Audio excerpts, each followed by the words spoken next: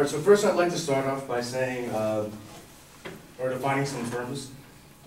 Discontinue is basically like preventing from carrying out the usual role. And then aid is just all of the money and the resources that we're giving to Pakistan in order to help them with their economy and also fighting against the terrorists. So with that said, Kenny in his case claimed, well, his first claim was just basically saying that, you know, there's a lot of roadless, it's roadless and there's a lot of mountains in Pakistan for the routes that we need in order to fight against the terrorist groups. But then he provides no evidence, like claiming that, you know, there actually are no roads and whatnot. There's also no, you know, no buildings or whatever. However, from the U.S. Embassy, Islamabad, Pakistan, in September 15, 2010, it says that since 2003, USAID's health program has trained 11,000 healthcare providers and provided 126 ambulances and upgraded 89 community healthcare facilities. This evidence basically just claims that there are buildings that are helping with aid in Pakistan, and also there are cars that are able to be driven along the Pakistan roads. Basically, it's saying that there are roads that we can travel on and that we can maneuver through in order to fight against the terrorist groups and Taliban. So, yeah. His next argument is basically saying just we use Pakistan only for the benefit that we fight against the terrorist groups. We're kind of just like using them to deter the Taliban and to make sure that they don't attack Pakistan or the U.S. anymore. Basically, we need to make sure that we keep our aid there in order to deter all of the Taliban and terrorist groups. From right here it says, this is from Navin A. Pot, an assistant professor from the University of North Carolina. He explains that military aid is effective at preventing host states from negotiating with terrorist organizations. And this suggests that while the military aid may not be effective at actually disarming terrorist groups, it can be effective at keeping terrorist groups out of power. Basically, the impact is just that suspending aid is going to promote the growth of terrorists and militant organizations, allowing terrorist organizations to host power in Pakistan.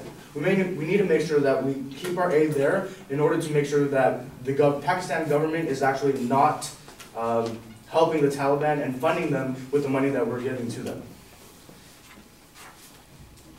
And then he also stated that they protested, that the Pakistani civilians have protested against this. Actually, I'd like to make a claim against that. It says that this is Pakistan approval of U.S. is increasing. From Richard White from the Pew Research Center explains, on March 6 of 2012, Pakistanis were aware of American relief efforts. 27% of Pakistanis giving the U.S. a positive rating, and it went up from 23% just from the previous year. Basically saying that the more aid that the U.S. is going to give to Pakistan, the more favorable we become to the Pakistani civilians. By pleasing the public, we can promote better relations and influence within the government, and this is going to help us fight against the terrorist groups within Pakistan and also Afghanistan. Now, they may say that 23 to 27% is actually not a lot, but the reason why it's so low is from Lawrence Wright of the New Yorker on May 16, 2011.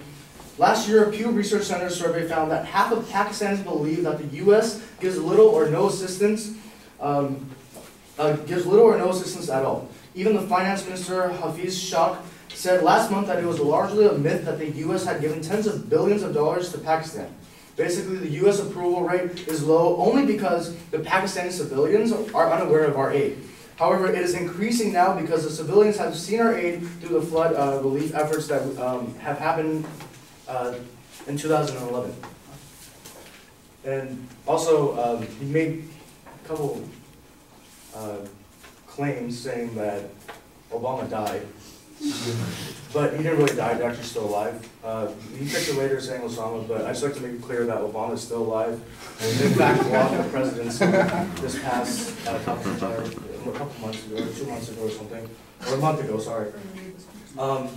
So basically, the whole case is just basically like, if we were to get rid of our aid from Pakistan, it's going to really destroy everything that we've been building up in Pakistan, and it's also going to not make it very helpful for us, because in order to fight against Afghanistan, we do need to make sure that the Pakistani, or that the U.S. aid is still evident in Pakistan, so that Afghanistan terrorist groups won't be making any actions, and they won't be making, they won't be attacking Pakistani roads or whatnot, or schools and facilities, and they won't also pose that much of a threat to the U.S.